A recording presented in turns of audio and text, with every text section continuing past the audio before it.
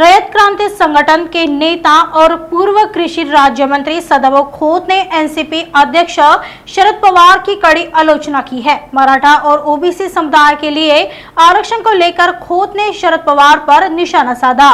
खोत ने महाविकास आघाड़ी के साथ ही इंडिया आघाड़ी पर भी पलटवार किया। उन्होंने भी कहा कि राज्य में किसान मुद्दों से महायुति को नुकसान हुआ है। वह मुंबई में पत्रकारों से बात कर रहे थे। आता आदरणीय महाविकास आघाडीतले नेते शरद पवार साहेब आणि त्यांचा सगळा कंपू हे आता जरांग्याला कामाला लावणार आहेत। कारण आता विधानसभेचा पहिला टप्पा झाला, आपला लोकसभेचा पहिला टप्पा झाला। आता ते जरांग्याला म्हणणार आहेत आता दुसरा टप्पा गड्या आलाया, आता दुसऱ्या टप्प्याच्या कामाला तू लागला पाहिजे। त्यामुळे त्यांचं आता दुसऱ्या टप्प्याचं विधानसभेपर्यंत आंदोलन चालणार। परंतु मी सांगतो की 10% आरक्षण हे पवारच देऊ शकले नाही, ते महायुतीनं दिलेलं आहे। आणि ओबीसीच्या आरक्षणाला धक्का न लावता खऱ्या अर्थानं महायुतीनं एक ऐतिहासिक निर्णय घेतलेला आहे। पण जरांग्यांचा वापर हे शरद पवार खऱ्या अर्थानं राजकारणासाठी करत आहेत, हे आता स्पष्ट झालेलं आहे।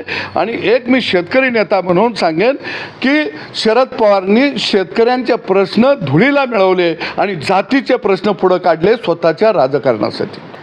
उपमुख्यमंत्री आदरणीय देवेंद्रजींनी एक खंत व्यक्त केली की महायुतीला ज्या काही जागा कमी मिळाल्या त्याची जबाबदारी माझी आहे आणि मला सरकारमधून मुक्त करावं। या ठिकाणी आम्ही सगळ्यांनी विचारमंथन केल्यानंतर ही जबाबदारी एकट्या देवेंद्रजी फडणवीस यांची नाही, तर ही जबाबदारी सर्वांची आहे, महायुतीची जबाबदारी आहे। त्यांनी सरकारमध्ये राहावं आणि जनतेचा विकास कसा होईल, महाराष्ट्राचा कसा विकास होईल या दृष्टीनं त्या ठिकाणी काम करावं। देवेंद्र फडणवीस हे एक कार्यकुशल संघटक आणि या महाराष्ट्राला विकासाच्या दृष्टीनं घेऊन जाणारे एक नेतृत्व आहे आणि ह्या नेतृत्वाची गरज खऱ्या अर्थानं महाराष्ट्राला आहे। आणि महायुतीचं नेतृत्वसुद्धा येणाऱ्या विधानसभेमध्ये एकनाथ शिंदे साहेब असतील, ते असतील, दादा असतील यांनी करावं। आम्ही त्यांच्या बरोबर आहोत।